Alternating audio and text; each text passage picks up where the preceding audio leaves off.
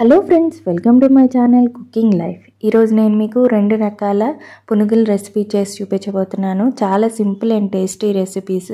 Evening time చల్లగా ఉన్నప్పుడు ఇలా వేడివేడిగా చేసుకొని తినండి, చాలా బాగుంటుంది. మరి లేట్ లేకుండా రెసిపీస్లోకి వెళ్ళిపోదాము. ఈ పిండితోటే చిట్టి పునుగులు, అలాగే దాని కాంబినేషన్లో టమాటో ఎండుమిర్చితోటే చట్నీ చేసి చూపించబోతున్నాను. చాలా టేస్టీగా ఉంటుంది. ఈ కాంబినేషన్తో మీరు ట్రై చేయండి. మరి లేట్ లేకుండా రెసిపీలోకి వెళ్ళిపోదాము. నేను ఇక్కడ ఒక మిక్సింగ్ బౌల్లోకి 3 గెట్టెలు ఇడ్లీ పిండిని తీసుకున్నాను. ఒక బౌల్ అంత ఉంటుంది ఈ ఇడ్లీ పిండి. ఇందులోకి ఒక 3/4 కప్పు మైదాని యాడ్ చేసుకోవాలి. ఒక 3 టేబుల్ స్పూన్లు, లేదంటే ఇందులోకి మీడియం సైజు ఆనియన్, ఒక పచ్చిమిర్చి, కొంచెం కరివేపాకు, అలాగే రుచికి సరిపడా సాల్ట్, అలాగే కొంచెం సోడా ఉప్పును కూడా యాడ్ చేసేసుకొని బాగా మిక్స్ చేసేసుకోవాలి. ఇలా మొత్తం పిండికి బాగా కలుపుకోవాలి. మనం ఎక్స్ట్రా వాటర్ ఏమీ యూజ్ చేయనక్కర్లేదు. ఈ ఇడ్లీ పిండిలో ఉండే తడే సరిపోతుంది మనకి. చూడండి, ఇలా బాగా మిక్స్ చేసేసుకున్న తర్వాత మనము ఇలాగ పిండి తీసుకొని నూనెలోకి డ్రాప్ చేసేలాగా ఉండాలి మనకి కన్సిస్టెన్సీ. ఇప్పుడు దీన్ని పక్కన పెట్టేసుకుందాము. చట్నీ చేసుకుందాము. స్టవ్ మీద ఒక కడాయి పెట్టేసుకొని 1 టేబుల్ స్పూన్ ఆయిల్ యాడ్ చేసుకోవాలి. ఆయిల్ హీట్ అయిన తర్వాత ఇందులోకి కచ్చా పచ్చాగా కట్ చేసుకున్న ఒక 3 టమాటోలు, అలాగే ఒక 10 ఎండుమిర్చిని యాడ్ చేసుకోవాలి. మీ కారం తగ్గట్టు మీ ఎండుమిర్చిని చూస్ చేసుకోండి. అలాగే ఈ ఆనియన్స్ బాగా వేగిపోవాలి. ఒక సగం వేగేంత వరకు ఒక 2 నుంచి 3 నిమిషాల పాటు మీడియం ఫ్లేమ్లో పెట్టుకొని ఇలా వేయించుకున్న తర్వాత ఇందులోకి కొంచెం చింతపండుని యాడ్ చేసుకోవాలి. చింతపండుని యాడ్ చేసుకున్న తర్వాత ఈ టమాటోలు బాగా మగ్గేంత వరకు, బాగా కుక్ అయ్యేంత వరకు ఒక 2 నిమిషాల పాటు మీడియం ఫ్లేమ్లో పెట్టేసుకొని టమాటాలని మంచిగా మగ్గనివ్వాలి.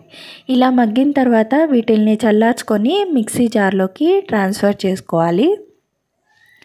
ఇలా మిక్సీ జార్లోకి వేసుకున్న తర్వాత ఒక మీడియం సైజు ఉల్లిపాయని యాడ్ చేసేసుకొని రుచికి సరిపడా సాల్ట్ కూడా యాడ్ చేసేసుకొని, అలాగే ఇందులోకి ఒక 2 వెల్లుల్లి రెబ్బలు యాడ్ చేయాలి. నేను మిక్సీ పట్టేశాను. మిక్సీ పట్టిన తర్వాత మళ్ళీ 2 వెల్లుల్లి రెబ్బలు యాడ్ చేసి మళ్ళీ మిక్సీ పట్టాను.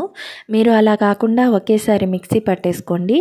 ఇలాగా చక్కగా స్మూత్గా పేస్ట్ అయ్యేంత వరకు గ్రైండ్ చేసుకోవాలి. ఇలా గ్రైండ్ చేసుకున్న తర్వాత దీనికి పోపు పెట్టుకుందాము. 1 టేబుల్ స్పూన్ ఆయిల్, పోపు దినుసులన్నీ యాడ్ చేసుకొని ఇవి కొంచెం చిటపటలాడిన తర్వాత ఆయిల్ ఎత్తి పోపుని తీసుకొని చట్నీ పైన యాడ్ చేసేసుకోవాలి. అసలు పోపు కూడా అవసరం లేదు, నేను చూపించడానికి మాత్రమే యాడ్ చేస్తున్నాను. ఇప్పుడు స్టవ్ మీద ఒక కడాయి పెట్టేసుకొని అందులో డీప్ ఫ్రైకి ఆయిల్ యాడ్ చేసుకోవాలి. ఆయిల్ హీట్ అయిన తర్వాత మనం పిండి తీసుకొని కొంచెంగా చిట్టి పునుగుల్లాగా యాడ్ చేసుకోవాలి. ఇలా యాడ్ చేసేసుకొని మొత్తంని బాండల్కి ఎంత ఉంటే అంత యాడ్ చేసేసుకోవాలి. ఇలా యాడ్ చేసేసుకొని ఒక 2 నిమిషాలు అలాగే ఉంచేసుకోవాలి.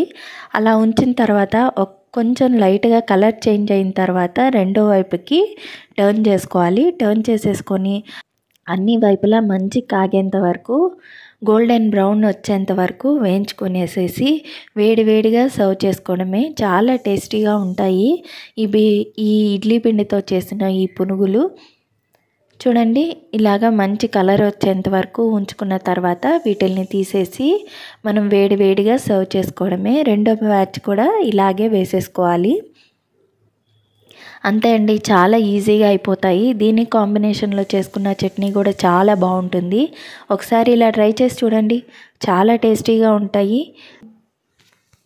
చిట్టి పునుగులు చేసి చూపించబోతున్నాను. ఇవి బియ్యము అలాగే పొటాటో చేసినవి. అలాగే దీనికి కాంబినేషన్గా పుట్నాల చట్నీ చేసి చూపించబోతున్నాను. ఈ 2 కాంబినేషన్లో ఈ పునుగులు చాలా బాగుంటాయి. మరి స్టార్ట్ చేసేద్దాము. ముందుగా ఒక బౌల్లోకి 1 కప్పు రైస్ తీసుకోవాలి. ఈ రైస్ని బాగా ఒక 2 టైమ్స్ వాష్ చేసేసుకొని ఇందులోకి వాటర్ యాడ్ చేసేసుకొని ఒక 2 గంటల పాటు నానబెట్టేసుకోవాలి.